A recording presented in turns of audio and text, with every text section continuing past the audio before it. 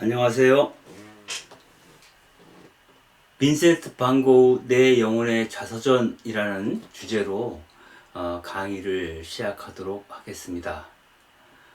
총 6번에 걸쳐서 이야기를 진행할 텐데요. 오늘 해야 될 이야기는 빈센트 반 고흐가 화가가 되기 직전까지, 즉 그가 종교적 열망에 불타올라서 살아왔던 그 청춘의 일기라고 볼 수 있겠습니다.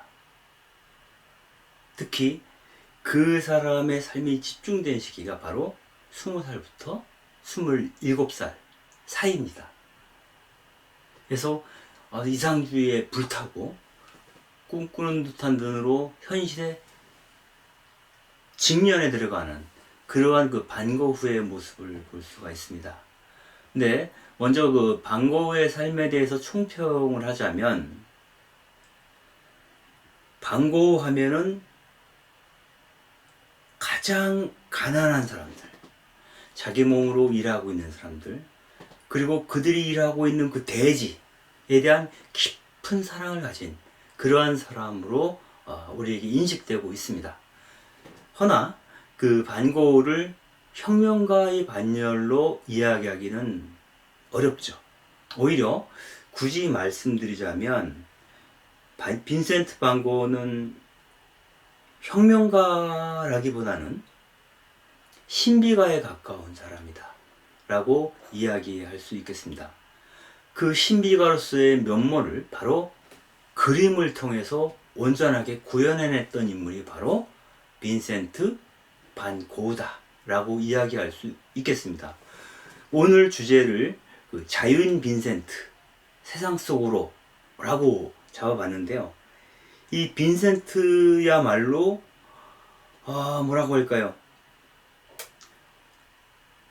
기존의 사람들이 갖고 있었던 모든 관성적인 인식, 즉 종교에 대한 관념이라든가 이 세상에 대한 관념이라든가 아니면 그림에 대한 그 관념들을 자유롭게 뛰어넘을 수 있었던 그러한 사람이기 때문에 자유인이라고 부르는 겁니다.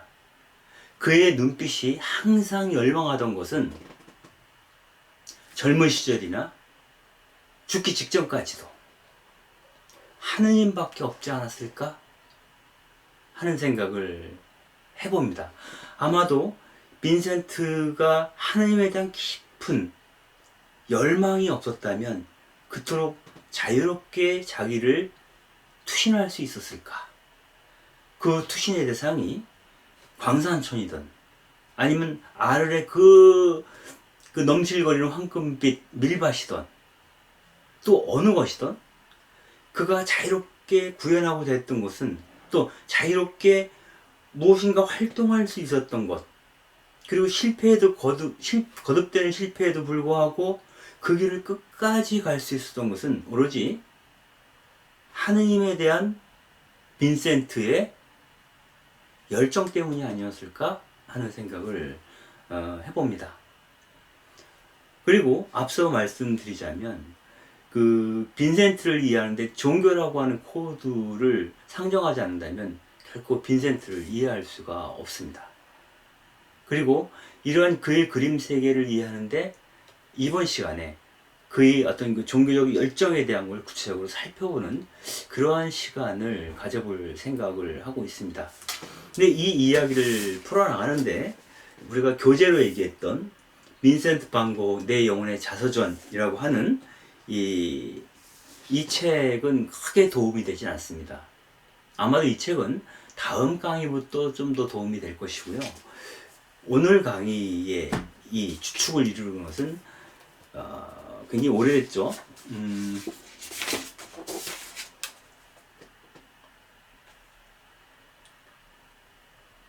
1981년에 초판본이 나온 빈센트 반 고흐라고 하는 어빙 스톤이 쓰고 최승자 선생님이 번역을 하신 이 책에 나오는 내용을 중심으로 오늘 이야기를 풀어가도록 그렇게 해보겠습니다. 먼저 빈센트 반 고흐의 가문에 대한 이야기를 해야 될 텐데요.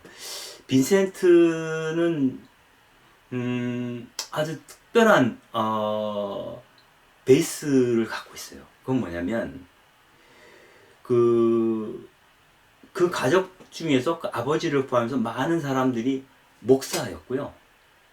또 다른 삼촌들은 화상이었습니다. 즉 종교와 상업 이 두 가지를 넘나드는 범주 안에서 빈센트 반 고흐가 성장했음을 알고 있습니다. 그래서 그의 종교적 열정과 또 그가 상업, 그 중에서도 그림을 파는 집안이라는 것 때문에 그림과 연결될 수 있었다라고 하는 것. 그래서 어찌 보면 그 집안의 종교적 열정을 그림을 통해서 실현할 수밖에 없는, 어찌 보면 운명적인 어떤 그 가족사적 배경을 갖고 있는 사람이 빈센트 반 고흐라고 얘기할 수도 있겠습니다. 빈센트 반 고흐의 아버지는 테오도리스 반 고흐인데요. 그분은 작은 시골 교회의 그 목회자였죠.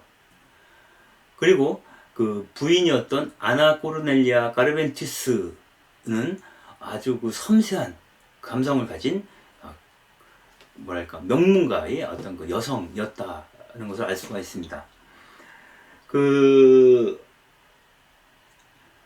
여러분들 그 데오도리스 반 고흐, 아나 코르넬리아 카르벤티스라는 이름이 보여주는 것처럼 이름이 굉장히 길죠. 이렇게 이름이 긴 것은 명문가라는 뜻입니다. 귀족 가문의 출신일 수도 있겠죠. 실제로 테오도리스 반 고흐, 즉 빈센트의 아버지였던 테오도리스 반 고흐의 아버지 역시 아주 대단한 그 목사였죠. 신학자이기도 했습니다. 그리고 그의 그 아나 코르넬리아 까르벤티스, 즉 엄마 외가 쪽에서도 그 스틸커르 목사라는 분이 있는데 엄마의 언니의 동생이죠. 그 이 외삼촌에 해당되는 이 사람 스틸커르 목사도 역시 뛰어난 그 신학자이면서 목회자였던 것으로 나타나 있습니다. 그래서 이러한 배경들을 우리가 그 이해를 하면서 빈센트 반 고흐를 다뤄가야 될 것 같습니다. 빈센트 반 고흐는 1853년 3월 30일, 며칠 안 남았네요. 고흐의 생일이. 노르트 브라반트 쥔데르크라고 하는 곳에서 태어납니다. 이 쥔데르크는 바로 아버지였던 테오도리스 반 고흐가 목회를 하던 교회가 있던 곳입니다. 그래서 여기서 태어나죠. 나중에 그 아테넨이라고 하는 곳으로 이제 이사를 가게 되는데, 아무튼 일단 출생은 그 쥔데르크에서 출생을 합니다. 친가 쪽은 가장 유명한 사람이 암스테르담의 얀이라고 부르는, 즉 요하네스 반 고흐죠.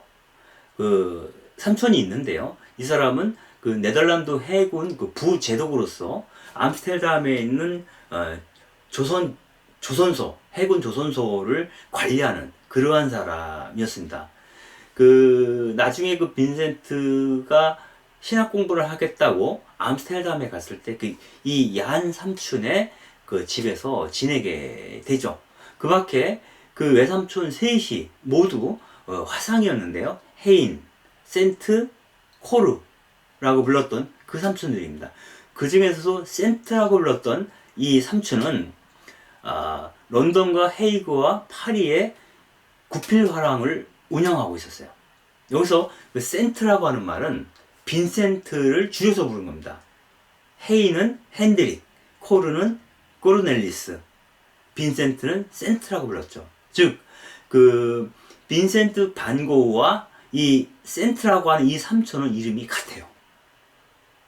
실제로 빈센트는 그 학교를 마치고 가정교사 밑에서 공부를 하다가 중간에 16살이 되어서 처음으로 구필화랑에 취직이 되는데, 이게 바로 센트 삼촌이 운영하던 헤이그 지점이었습니다. 그리고 외가 쪽으로는 스테이커 목사가 있죠. 이분 역시 대단한 신학자였고요. 빈센트 반 고흐는 6남매 중에 장남으로 태어났습니다. 그 동생으로는 여동생이었던 안나, 그리고 남동생이었던 테오, 그 밖에 리스와 빌이라는 여동생과 포르라고 하는 남동생이 있었습니다. 그런데 나중에 빈센트가 알게 된 사실이었지만 빈센트가 태어나기 바로 1년 전에 태어났던 형이 하나 있었어요. 즉 그 형은 태어나자마자 죽었죠. 그 형의 이름이 빈센트 반 고흐입니다. 그래서 그 부모는 그 첫 아이가 죽고 나서 둘째 아이로 태어난 빈센트 반 고흐에게 바로 형의 이름을 그대로 붙여줬던 거죠. 그래서 그 어려서부터 교회 묘지 안에 묻힌 자기 형인 빈센트 반 고흐의 묘지를 바라보면서 이 고흐는 죽음에 대한 민감한 어떤 그런 상념 이런 것들을 많이 느끼고 있었다라고 이제 전기 작가들은 이야기를 하고 있습니다. 여기서 보면 이 사진을 보면 이 빈센트 반 고흐의 어린 시절 모습이죠. 아마도 이게 학교 다닐 때 같은데 이 복식이라든가 이 배경을 보게 되면 상당히 잘 나가는 가문에 자제했던 것 같다라는 느낌을 받게 합니다. 빈센트 반 고흐는 일례로 여성들에게 아주 매력적인 인물은 아니었던 것 같아요. 얼굴에는 주근깨가 많았고 이마에 깊은 주름이 있고 붉은 머리카락을 갖고 있고 항상 그 생각을 많이 하면서 걷기 때문에 어깨가 이렇게 구부정한 모습으로 많이 다녔다 그래요. 그러던 그 빈센트가 16살에 그 헤이그의 구필사랑에 취업을 하게 됩니다. 이게 이제 1869년인데요. 그리고 4년 후에 20살이 되어서 런던 지점으로 발령을 받는데 거기서 운명적인 여인을 만나게 되죠. 그 여인은 바로 그 빈센트가 하숙을 들어갔던 우르슬라의 집에 살던 그 딸 외제니 로이어입니다. 당시 그 빈센트는 20살이었고 외제니 로이어는 19살이었는데요. 한 1년 정도를 이 집에 살면서 굉장히 가까운 친구처럼 그 외제니 로이어와 다정한 시간들을 많이 보내게 돼요.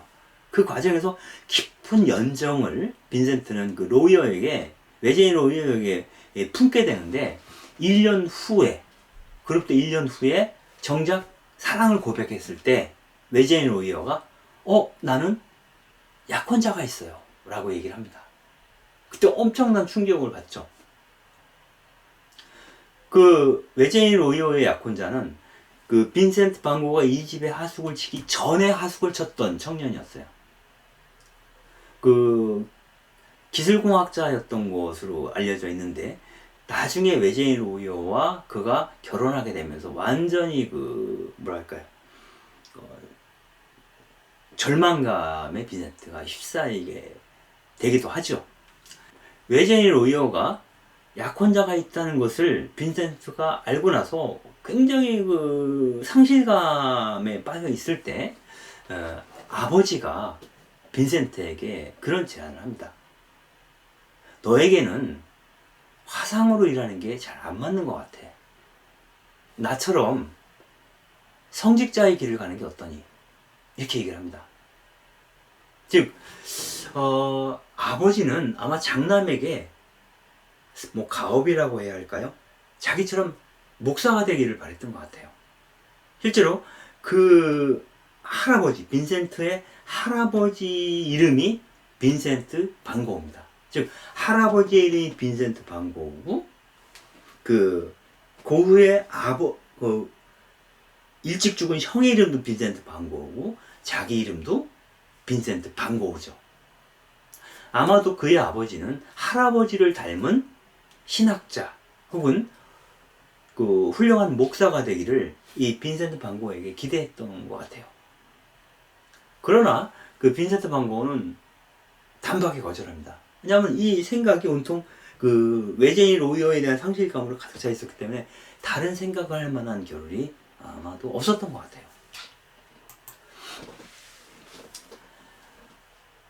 그 빈센트는 실연을 당하고 나서 그 전까지는 화상으로서 열심히 일을 했어요. 화상으로 일을 하면서 자기가 좋아하던 책도 읽고 또 그림을 싫어하지 않았기 때문에 그림에 대해서도 깊이 탐닉하고 있었어요. 그런데 시련을 겪고 나서부터 그 우르솔라의 집에서 하숙집을 옮기죠. 그 후로부터는 그 화상일에 염증을 잃게 됩니다. 이를테면 그런 거예요. 그 구필 화랑에 와서 그림을 사는 사람들은 그 그림을 사서 집안을 장식하고자 했던 거예요. 그런데 그림을 보는 안목이 없었던 거죠. 그래서 정말 그 그림을 사랑했던 빈센트 반 고흐가 직원으로서 이런 그림 어떠십니까? 이거 드라큘라와의 그림인데 어떻습니까? 이게 좋은 그림들을 제안해주면 그런 것들이 눈에 안 들어오는 거예요. 그래서 그들의 어떤 그 안목에 맞는, 그들의 안목이 닿는 그런 그 낮은 수준의 그림을 아주 값비싼 비용을 지불하고 사가는 거죠. 이런 것들에 대해서 참 이게 뭐지? 이런 생각을 하게 되는 겁니다. 이를테면 한 번은 한 귀분이 찾아와서 새로 집을 얻었는데 이 벽에다가 그림으로 장식을 하고 싶다 하면서 그림을 고르는데 고흐가 추천하는 그림을 받아들이지 않습니다. 그리고 나서 한 그림 앞에 가서 바로 저거야 라고 얘기를 하는데 그 순간에 빈센트 반 고흐의 입에서 자기도 모르게 눈을 감고 골라도 저거보단 낫겠어요 이런 말이 나온 거예요. 그러니까 그 부인이 너무너무 화가 난 거죠. 자기 안목이 무시당한 것도 그렇고 그 빈센트의 그 무례함에 대해서 뭐라고 얘기를 하죠. 그러면서 그 집을 나가버립니다. 이런 일들이 자꾸 반복이 되니까 그 런던 지점의 지배인이었던 오바크가 하소연을 하는 거예요. 왜 그러냐고. 그때 그 빈센트가 이렇게 얘기를 하는 겁니다. 이런 허접스러운 그림을 팔면서 우리가 큰 이익을 남겨도 되는 거냐고. 가난한 사람들은 자기네 벽에 걸 조그만 판 한 장도 사지 못하는데 저 사람들은 이런 허접스러기를 저렇게 큰 돈을 주고 사니 이것이 말이 되냐라고 얘기를 하죠. 그때 그 지배인이었던 오바크가 이렇게 얘기합니다. 이건 뭐지? 당신 사회주의자야? 이렇게 묻는 거죠. 결국 이런 갈등 속에서 고민하던 그 빈센트는 다시 한번 유제니에게 그 사랑을 고백하기 위해서 그 집을 어렵사리 찾아가지만 문정박대를 당해요. 딱 보자마자 문을 쾅 닫아버립니다. 유제니가. 그러자 너무너무 실망을 해서 그때가 크리스마스 즈음이었는데 크리스마스 즈음이면 그림이 많이 팔리는 성수기예요. 그래서 아주 바쁠 때인데 상관없이 탁 접고 네덜란드로 가버립니다. 바로 이 시기에 이제 그 아버지는 그 목사관을 준데르크에서 에텐으로 옮긴 상태였어요. 그래서 네덜란드 에텐에 있는 자기 집으로 가버리죠.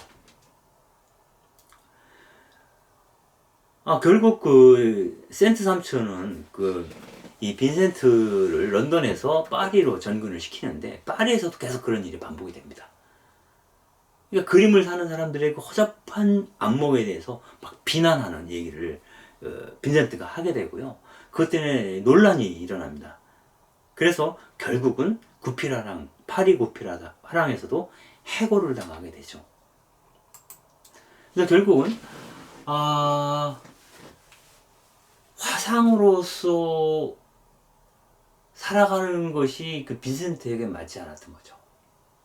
빈센트의 가슴속 깊은 곳은 더 순정한 어떤 것이 싹트고 있었던 것인데 그게 그 외제니와의 사랑이 끝나면서 그와의 관계에서 깊은 절망감에 빠지면서 자기가 얼마나 화상으로서 적절하지 않은지 오히려 좀 더 다른 거룩한 길로 가야 한다고 느끼게 한 그러한 계기가 되었다라고 볼 수 있겠습니다. 그때 그 에텐으로 돌아간 그 빈센트에게 아버지가 이렇게 얘기를 하는 겁니다. 너는 정말 화상하고는 그림을 파는 일하고는 어울리지 않아. 너의 마음은 하느님을 섬기는 쪽으로 이끌려가고 있지 않니? 그러니 암스테르담에 가서 신학 공부를 했으면 좋겠다. 이미 스트리커 목사 등 인척들한테 네 얘기를 해놨다는 겁니다. 네가 원하기만 하면 가서 신학 공부를 할 수 있다는 거죠. 그 후원도 아버지가 해주겠다고 약속을 합니다. 그렇지만은 그 문전박대를 당하고 런던에서 서둘러 고향으로 온 집으로 돌아온 빈센트는 여전히 그 외제니에 대한 마음을 완전히 접지 못했어요. 그래서 다시 런던으로 돌아가고 싶어 합니다. 그래서 그 광고를 이렇게 뒤져보면서 런던에서 취업할 수 있는 곳이 있는가 찾아보죠. 그 중에서 런던 램즈 게이트에 있는 한 초등학교 교사로 자원을 하게 됩니다. 근데 무급이에요. 여기서 먹고 자고 하는 것으로 대체하는 아주 작은 그 학교였던 것 같아요. 즉, 그 10살에서 14살 정도 되는 24명의 아이들에게 프랑스어와 독일어, 그리고 산수를 가리키는 그러한 업을 맡게 되죠. 근데 그 학교의 그 주인이 굉장히 인색했던 것 같아요. 그래서 그 사람하고 계속 이렇게 갈등이 생깁니다. 그리고 빈센트에게 이 아이들과 같이 이 수업을 한다는 게 어쩔 수 없어 런던에 가야 했기 때문에 들어오긴 했지만 기껍지가 않았던 겁니다. 그러다가 누굴 만나게 되냐면 토머스 슬레이드 존스라고 하는 목사를 만나게 됩니다. 이 토머스 슬레이드 존스는 아일워즈에 있는 감리교 기숙학교 교사로라고 얘기를 하죠. 그래서 처음에 교사로 이 존스 목사에게 갔는데 존스 목사가 보니까 상당히 종교적인 어떤 그런 베이스가 있거든요. 빈센트에게서 그러한 기질을 발견하게 됩니다. 그래서 교사가 아니라 보조 목사, 우리로 보면 뭐 부주임, 아무튼 그 목사 보호로 취업을 하게 합니다. 그러면서 그 빈센트에게 설교할 수 있는 기회를 주게 되죠. 그래서 빈센트는 목사보로 있으면서 처음으로 터넴 그린 교회라고 하는 곳에서 설교를 하게 됩니다. 이때 설교의 주제는 저는 이 땅에서 이방인일 뿐 제게서 당신 계명을 감추시 마소서라는 시편의 내용을 중심으로 설교를 하게 돼요. 우리는 이 세상을 걸어가는 이방인, 순례자에 불과하다. 그러니 당신께서 제 길을 열어달라고 하는 이 얘기를 하는 거죠. 근데 그때의 설교가 굉장히 좋은 호응을 받게 돼요. 신도들한테. 그때 그 빈센트가 대단한 행복감. 아마 그것은 어찌 보면 그 빈센트는 학교 시절에도 교사들로부터 인정을 못 받아서 결국 학교를 못 다니고 가정교사를 드려야 했거든요. 즉 인정받지 못함에 대한 어떤 컴플렉스가 있었던 것 같아요. 근데 이 설교를 통해서 대중들의, 청중들의 호응을 크게 받자 이제야 내가 천직을 발견한 게 아닌가? 우리 아버지의 말이 맞는 게 아닐까? 이런 생각을 해요. 그럼에도 불구하고 마음 한쪽에서는 그 외제니 로이어에 대한 마음이 있죠. 그래서 어렵사리 다시 런던에 있는 그 외제인 로이어의 집으로 찾아가 봅니다. 근데 마침 그날 비가 옥수가 쏟아지던 그날이었는데 그날이 바로 외제인 로이어의 결혼식이었어요. 결국 빈센트는 외제인 로이어가 그 신혼 부부를 위한 마차에 타서 둘이 키스하는 장면을 보고 완전히 마음을 접게 됩니다. 이때 그 빈센트 반 고는 이렇게 표현하는 거죠. 무언가 가느다란 것이 나의 내부에서 툭 끊어졌다. 이렇게 마술이 풀렸다. 이게 그토록 쉬울 줄은 미처 몰랐다. 이렇게 얘기합니다. 그리고 빈센트는 그 비를 맞으면서 다시 아이워즈로 돌아오죠. 아이워즈로 돌아와서 짐을 싸서는 영국을 떠나게 됩니다. 그 후로 빈센트 반 고는 다시는 영국 땅을 밟지 않습니다. 즉 그 외제인 로이어에 대한 그 실망, 이것이 너무나 컸고 상처가 됐던 거죠. 어찌 보면 빈센트에게는 첫 번째 사랑이었는데 그 첫 번째 사랑이 좌절되었다고 하는 것이죠.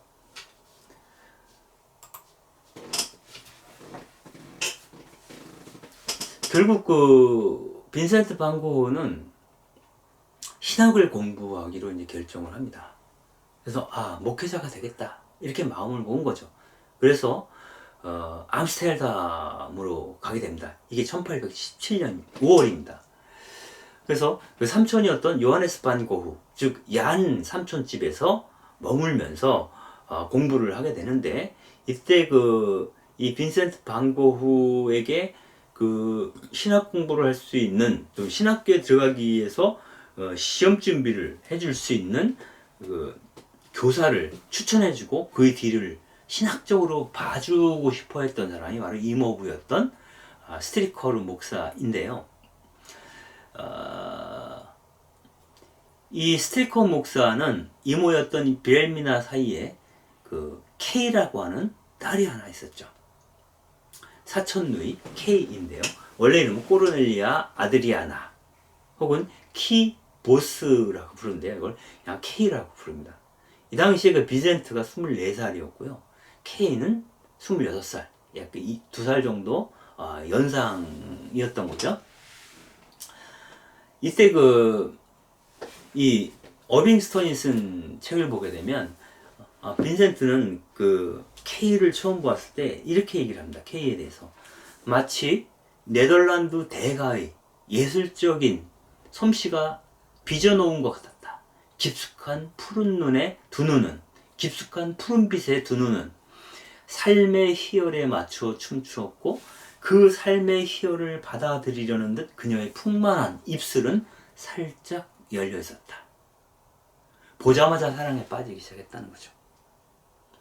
20살에 외제인 라이어와의 사랑에 빠졌고, 24살에 다시 유부녀였던, 아들까지 갖고 있었던 사촌누이 K를 특별한 눈으로 쳐다보기 시작을 했습니다. 빈센트가 그 K를 보고 이렇게 얘기를 합니다. 렘브란트도 당신을 그리고 싶었을 거예요. 그러니까 K가 렘브란트가 그린 거는 아주 보기 쉬운 늙은 여성들 뿐이잖아요. 이렇게 얘기를 하니까 빈센트가 그런 거죠. 그렇지 않아요. 렘브란트는 늙었지만 아름다운 여자들을 그렸어요. 그들은 조금 불행하지만 그 슬픔을 통해서 영혼을 얻은 그런 여자들 말이에요.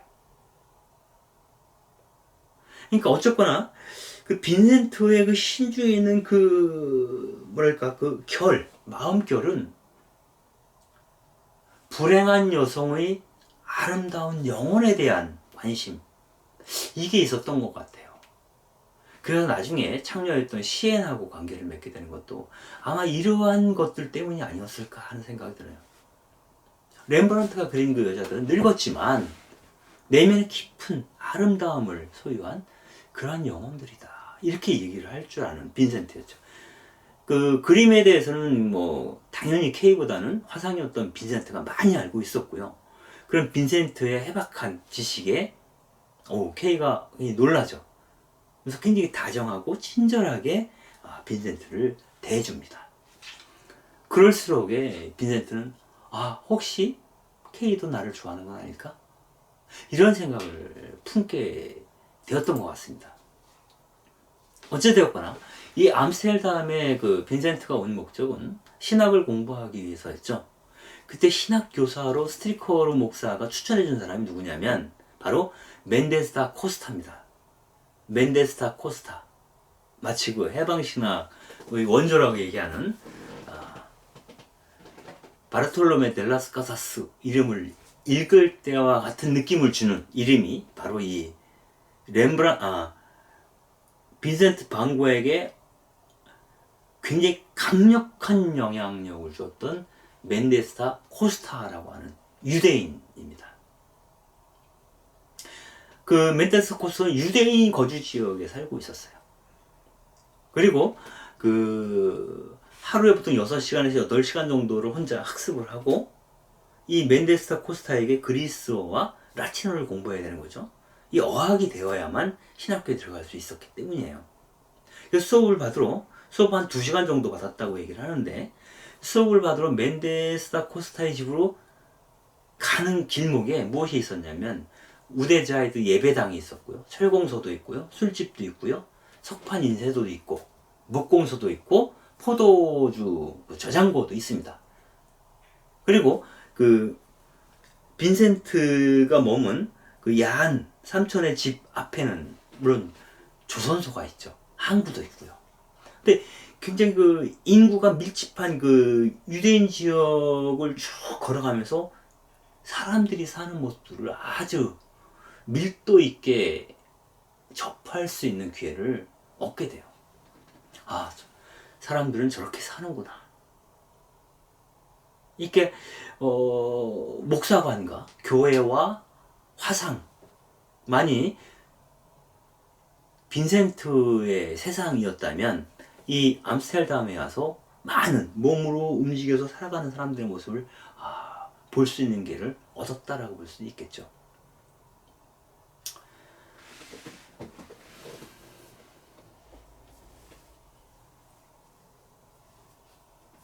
특히 그 본델공원 근처에는 레이트세 항구에서 네덜란드 철도역까지 걸어야 했는데, 그곳은 노무자들의 오두막이 들어찬 인구 밀집 지역이었다라고 볼 수가 있습니다. 즉 유대인 인구 거주 지역 자체가 일종의 슬럼은 아니지만 굉장히 많은 사람들이 밀도 있게 살아가는 그런 그 삶이 요동치는 공간이었다라고 보면 될 것 같아요. 이때 그 멘데스 코스타랑 그 라틴어와 그리스 수업을 받다가 그 빈센트는 굉장히 어떤 좌절감 같은 걸 맛봐요. 즉 어학 공부에 자기가 재능이 없다라고 생각을 하게 된다. 특히 라틴어는 그런대로 공부할 만 했는데 이 그리스어를 굉장히 어려워했던 것 같아요. 이런 좌절감 속에서 더 중요한 무엇이 있지 않을까? 이런 고민을 하기 시작을 했고요. 그 고민을 하면서 멘데스 코스타에게 산책을 좀 같이 가줄 수 있냐고. 글쎄 그 말을 듣고 멘데스 코스타가 바로 눈치를 채는 거죠. 이 친구가 나한테 하고 싶은 말이 있구나. 그래서 그와 함께 그 지역을 산책을 하죠. 산책을 하면서 그 빈센트가 멘데스에게 이렇게 묻습니다. 와, 여기 대단합니다. 저기 보세요. 철공소도 있고요. 저 노동자들도 보세요. 그리고 부두에서 하역하는 인부들도 보죠. 이렇게 북적북적한 곳에서 목사가 된다는 건 아주 대단한 일이겠군요. 이렇게 얘기해요. 그러니까 멘데스가 그렇고 말고 이 사람들이야말로 이 선창가에서 일하는 사람들, 이 노무자들에게야말로 종교가 정말 필요해. 오히려 주택가, 고급 주택가에 사는 사람들보다 훨씬 더 이 사람들에게 종교가 필요하다라는 얘기를 합니다. 이를테면 덧붙여서 멘데스가 이런 얘기를 해주죠. 이 노동자들은 아주 힘들게 살고 있어. 병에 걸려도 의사를 부를 돈이 없지. 오늘 일을 해야, 그것도 중노동을 해야만 내일 먹을 수 있는 먹을거리가 생긴다는 겁니다. 그리고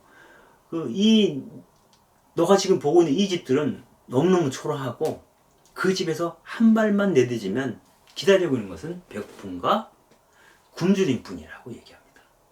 이 사람들은 허덕이면서 겨우겨우 견디면서 이 세상을 살고 있다는 거죠. 그러니 이 사람들이야말로 하느님을 생각하며 위로를 받아야 할 바로 그 사람들이다라고 얘기를 합니다. 즉 우리가 정말 하느님을 생각한다면 그 하느님이 시선을 모으고 있는 모아야 할 그 대상이 누구인지, 또 하느님만을 바라볼 수밖에 없는, 하소연할 때가 하느님밖에 없는 그 사람들이 누구인지를 알게 되는 겁니다. 그때 그 빈센트가 묻죠, 멘데스에게. 그럼 주택가 사람들은 어떤 거냐 하니까 멘데스가 이렇게 얘기를 합니다. 그 사람들이야 좋은 옷을 입을 수 있고 아주 안전한 지위에 있지. 그리고 갑자기 들이닥칠 불행에 대비해서 돈도 많이 모아두었어. 그러니 그들이 생각하는 하느님은 아주 부유한 노신사 같은 분이야. 세상 일이 내 뜻대로 잘 되어가고 있구나 라고 생각하는, 그래서 지금의 삶에 만족스러워하는 그런 노신사가 바로 하느님이다 라고 얘기를 합니다. 하느님을 부유한 노신사로 표현했을 때 또 그렇게 생각하고 있는 그 주택가 사람들을 보면서 빈센트는 이렇게 답변을 합니다. 한마디로 그들은 좀 숨막히는 사람들이군요. 아마 이 대화를 통해서 우리가 볼 수 있는 게 뭐냐면, 이 빈센트 반 고가 그림을 그리는 과정에서 부유한 사람들, 기득권층, 잘 나가는 사람들, 귀족들, 그 어떤 사람의 그림도 그리질 않아요. 빈센트가 그린 그림들은 전부 다 바로 그 가난한 노동자들, 인부들, 광부들, 이런 사람들이죠. 그리고 이 대지, 이 꿈꾸는 듯한 그 대지를 그리죠. 아마 그렇게 된 이유가 바로 멘데스 다 코스타를 빈센트가 만나면서 이러한 관점을 갖게 된 거고, 혹은 이미 빈센트에게는 멘데스를 만나기 전부터 이러한 경향성이 있었던 것 같아요. 그날 밤 그 그리스어 공부를 하느라고 그리스어 책을 앞에 두고 빈센트는 이런 생각이 들었다고 합니다. 이거는 어빙스턴이 쓴 글에 나온 겁니다. 스트리커르 목사, 즉 외삼촌이죠. 스트리커르 목사가 그 목회를 하고 있는 그 교회 회중들은 부유하고 잘 배웠고 이 세상의 그 좋은 곳에 민감하고 또 그것을 손에 넣을 수 있는 그런 사람들이었다는 거죠. 실제로 스트리커 목사 자신이 그 빽빽히 들어서 있는 그 저택, 그 개인 저택들 안에 살고 있었어요. 그러니까 고급 주택가에 살고 있었던 것이죠. 그리고 거기에 있는 그 신도들이 와서 교회에서 예배를 드렸던 거죠. 여기서 스트리커 목사는 대단한 신학자이기도 했어요. 그래서 그의 설교는 아주 아름답고 그들에게 위안을 줄만 했지만, 실제로 그 중산층 신자들에게 하느님의 말씀이 그렇게 필요했던 것은 아니지 않을까? 어찌 보면 그 부유한 노신사에 해당되는 그 신자들은 가장 좋은 옷을 입고 예배당에 찾아가는 것이죠. 거기서 우아한 대화를 나누고 우아한 설교를 들고 아마 그런 곳에서 위안을 느꼈는지도 모르겠어요. 그런 것들을 빈센트 역시 간파하고 있었던 것입니다. 이 사진은 스트리커 목사의 사진입니다. 그렇게 1년 정도를 그리스어 라틴어를 멘데스 다 코스타와에게 이제 배우죠, 빈센트가. 그리고 나서 1년 동안 했지만 그다지 그 학업에 진전이 없었어요. 그리고 그에게 그런 재능이 없다는 것을 멘데스 역시 눈치를 채고 있었던 상황이죠. 그때 이런 정규교육에 대해서 빈센트가 고민을 하게 돼요. 왜냐면 이 라틴어와 그리스어를 제대로 공부를 해서 신학교를 가야만이 제대로 된 목사가 되는 거죠. 목사로서 안수를 받을 수 있는 것인데 그게 자신이 없었던 거죠. 그래서 이런 고민을 하는 거죠. 나는 도대체 왜 이토록 힘들어 하면서도 이 공부를 해야 되나? 나도 스트리커르 목사처럼 현명하고 신분이 높은 그런 목사가 되기를 나 역시 바라고 있는 건 아닐까? 이런 얘기를 합니다. 그리고 나서 멘데스 다 코스타랑 그 산책을 하게 되는데, 그때 우연히 스피노자를 파문시켰던 그런 유태인 교회, 유태인 회당이 되겠죠. 유태인 회당 옆을 지나게 되고, 또 렘브란트가 살던 옛집, 원래 그 살던 큰 저택이죠. 이 저택 옆을 이렇게 지나치게 됩니다. 그 지나치면서 그 멘데스 다 코스타가 이렇게 얘기하죠. 아유, 렘브란트도 가난과 치욕 속에서 죽었지, 이렇게 얘기를 합니다. 여러분들 알다시피 그 렘브란트는 중산층이었죠. 근데 그 귀족 가문, 그 당시 암스테르담 그 시장의 딸과 결혼을 하게 되면서 신분 상승을 하게 됩니다.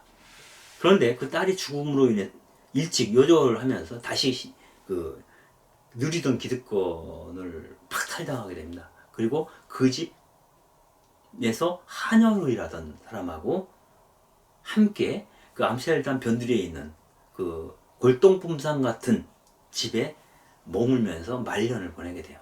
그리고 그 말년을 보내면서 가장 위대한 작품인 돌아온 탕자라든가 이런 그림들을 그리게 되죠. 그래서 오히려 그 기득권을 완전히 잃어버린 상태에서 비로소 렘브란트가 제대로 된 그림, 제대로 된 하느님의 자비를 그림을 통해서 드러낼 수 있었다라고 볼 수 있습니다. 이 사진은 렘브란트의 노년의 자아상입니다. 아주 여성적인, 평온한,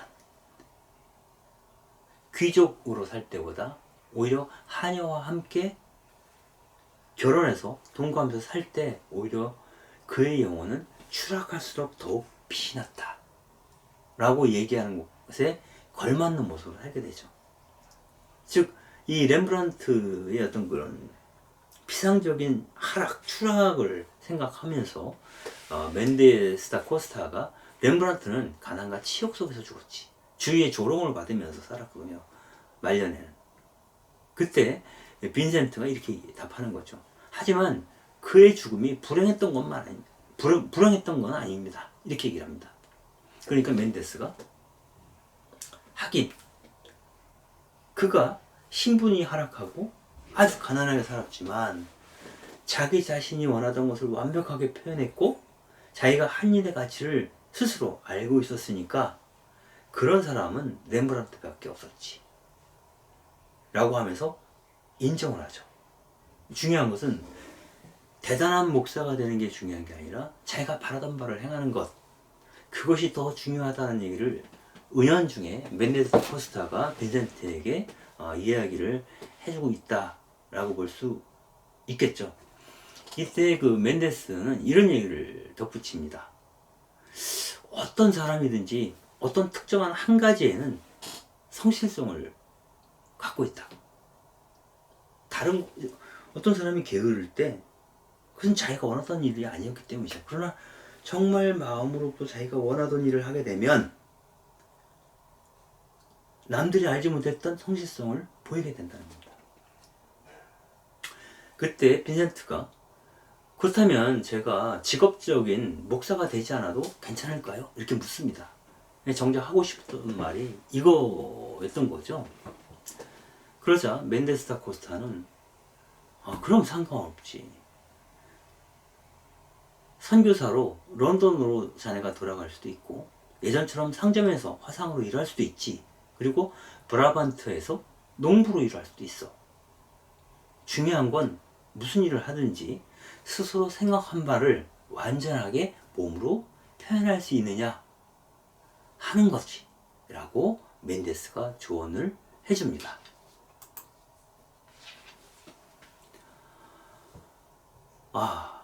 이 멘데스와의 대화를 통해서 빈센트는 깊은 깨달음 아니면 출구, 해방구 이런 것을 얻게 되죠. 그러면 굳이 자기가 하느님의 일을 하는데 성직자가 되지 않아도 된다는 거죠. 성직자가 되지 않더라도 그리스와 라틴어를 몰라도 하느님 섬길 수 있겠다라고 생각을 하게 되는 겁니다. 그래서 이 어빙스톤의 책에서는 이렇게 얘기를 합니다. 빈센트가 하는 독백이죠. 정식 공부를 할 능력이 없다고 정말 쓸모없는 인간은 아닐 거야. 라틴어와 그리스어가 다른 사람들을 사랑하는 일과 무슨 관계가 있는 것이랑 내가 처음부터 늘 하고 싶었던 하느님 일을 정말 구체적으로 실제로 행하고 싶어. 삼각형이나 원을 그리는 그런 대수가 아니라 또 큰 교회에 가고 점잖은 설교를 하고 싶은 생각은 해본 적도 없어. 나한테 어울리는 건 지금 당장 고통받는 사람들에게로 가는 거야.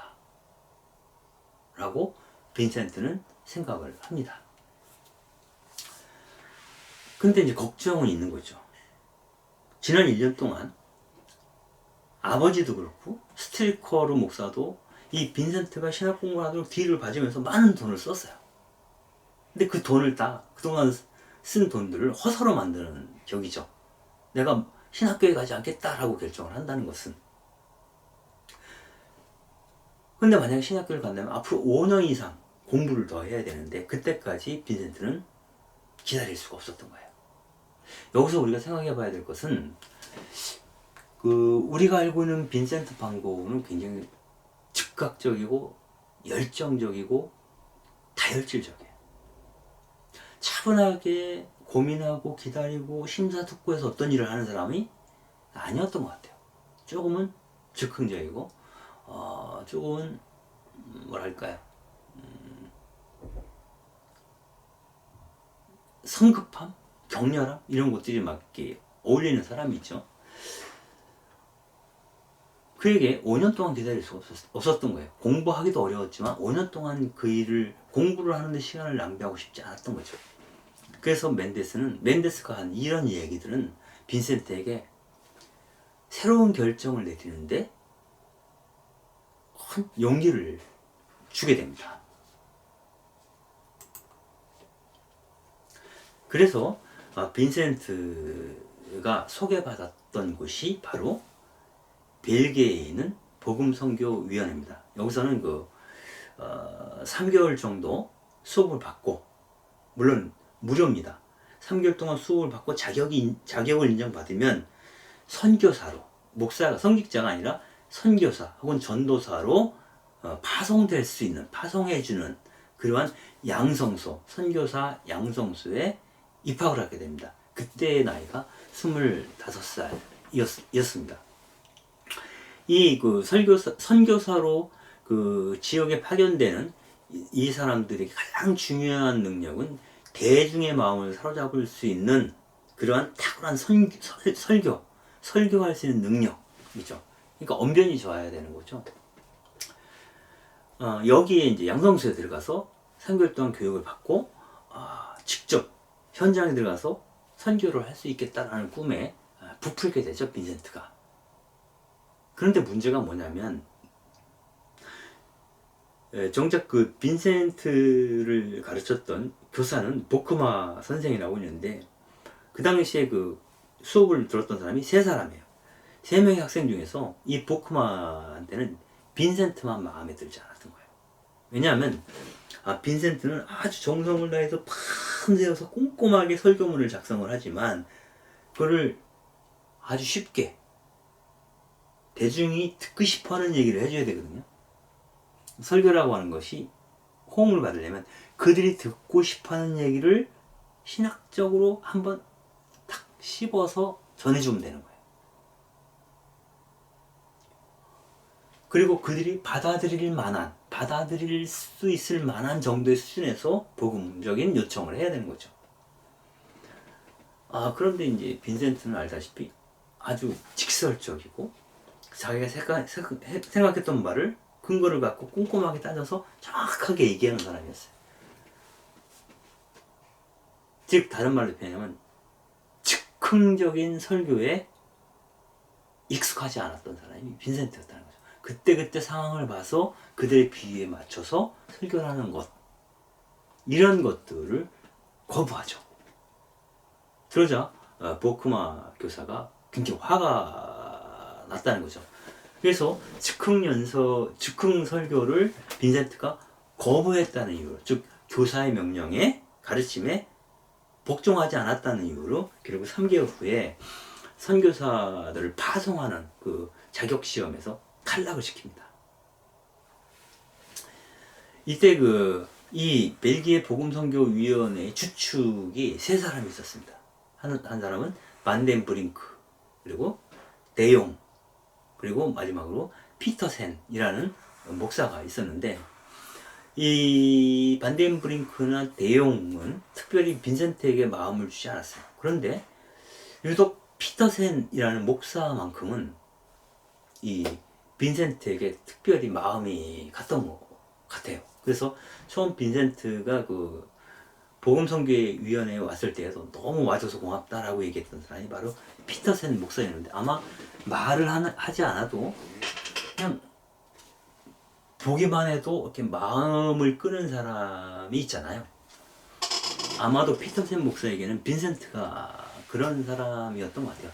그러니까 빈센트는 기본적으로 딱 봐도 수줍고 현실 적응력이 좀 떨어지는 그런 사람으로 보였을 텐데, 아마 그런 것들이 피터센에게는 더 매력을 보였을 수도 있겠어요.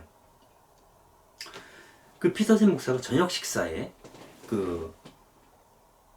이 떨어진 탈락한 빈센트를 초대를 합니다. 그리고 식사를 하면서 제안을 하나 하죠. 그 벨기에 남부 몽스 지역에 보리나주라고 하는 곳이 있는데 그곳에 선교사가 필요하다. 그러니까 정식 선교사는 아니지만 예비 선교사로서 한번 가서 일해보지 않겠느냐라고 제안을 하는 거죠. 그리고 그 보리나주에서 정말 선교 활동을 잘하면 그 선교 활동을 근거로 복음선교위원회 공식적으로 다시 한번 선교사로 선정해 달라고 요청할 수 있지 않겠니? 라고 제안한 거죠. 그럴 때 거의 뭐 여기서 피터센 목사는 빈센트에게는 구세주와 같은 거죠. 뭐 정식 선교사가 아니면 어때요? 내가 선교 활동을 할 수 있다면. 그래서 빈센트는 즉시 그 피터센 목사의 제안을 수락하고 벨기에의 보리나주라는 곳으로 떠나게 됩니다. 그것은 광산촌이었어요. 그래서 어찌 보면 멘데스와 나누었던 그 하나님이 정말 필요한 사람들, 그 가난한 사람들 속으로 이 초보 선교사가 가게 된 거죠.